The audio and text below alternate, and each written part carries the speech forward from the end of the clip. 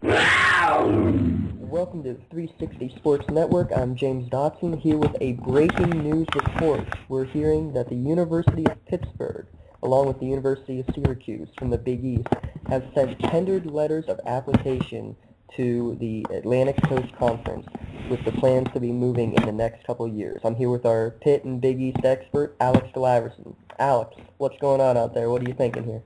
Well, according to high-ranking ACC officials, like you said, Syracuse and Pitt have applied to join the ACC. Now, as a Pitt fan, I don't know how exactly to feel about this. This happened just a few moments ago. But let's look at this from a basketball perspective first. Think of a conference that includes Duke, North Carolina, and now suddenly add Syracuse and Pitt to the mix. There'd be no doubt that Big East in basketball would be the premier conference. It's been Big East versus ACC these last few years on which conference is supreme. And I think if this happens, about this basketball, ACC basketball will be the premier conference in the league. Now, football is the biggest moneymaker. Now, the thing is, the reason why Pitt and Syracuse bolted, Steve Peterson has said that the Big East commissioner has not been proactive enough in trying to save the conference, which basically is saying he has no faith in him. He doesn't think the conference will stay.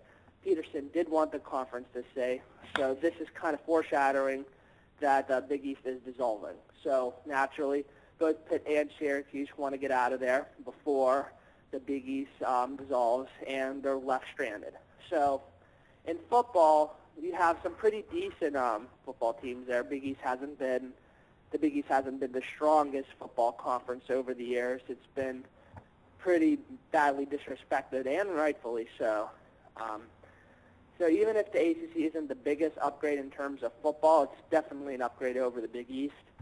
So in general, if Pitt and Syracuse if they both can get accepted in the ACC, from a monetary standpoint and from a prestige standpoint, it's probably a good idea.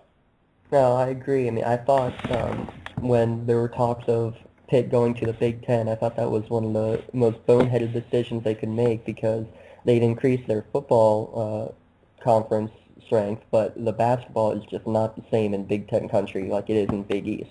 And I thought the same thing as soon as I heard this. Like, why would you leave? You can't leave that powerhouse Big East Conference basketball. But then, yeah, you said it. Duke versus Pitt twice a year, maybe 3 times a year. That's unbelievable.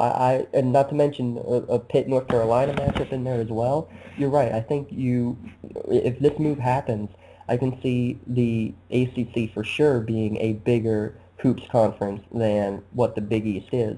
And who knows what's going to happen to the Big East. Apparently, with all the Big 12 issues, apparently Baylor and Iowa State have already reached out to the Big East in case they fall apart. But, I mean, I think we can easily be seeing the Big East falling apart completely and having it just be a basketball conference with the teams like Georgetown and DePaul. Well, exactly. I mean, there were talks about Villanova coming to 1A status and joining the Big East, but I don't think that's definitely a program that's going to want to keep all these Big East teams around. So you kind of said it. If Big East starts losing teams, what's left? DePaul, Georgetown, 2 teams that really don't even have a football program. So they're covering their rear ends here. And they're trying to get into a safety net. It's not only a safety net, this actually could be a golden opportunity for them. No, definitely. I mean, especially when you said it, the football is the main moneymaker, and the University of Pittsburgh does not sell out games at Heinz Field except for the biannual game against Notre Dame.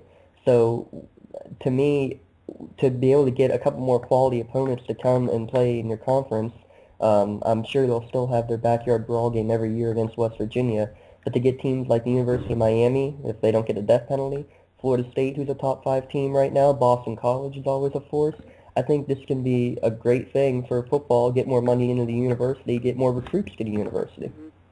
Well, I completely agree, and this is something Steve Peterson has been thinking about all summer. So in a way, people shouldn't be surprised, but this isn't really something you expect to happen so suddenly. There really haven't been any signs that Pitt was talking to the ACC, or Syracuse for that matter. So with that being said, it's just going to be a fun ride, and we'll have to see what happens next. Yeah, we're going to have to relearn all the conferences once this is all said and done. I was proud to say I knew where everybody was in their conference. Given another 2 years, and I'm not going to know where anybody is anymore. Yeah, so it's definitely chaos.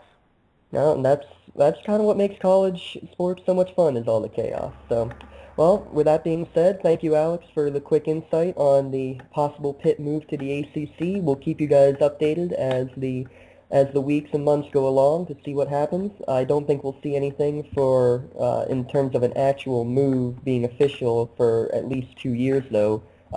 Schools in the Big East need to give at least 27 months of notice for leaving the conference.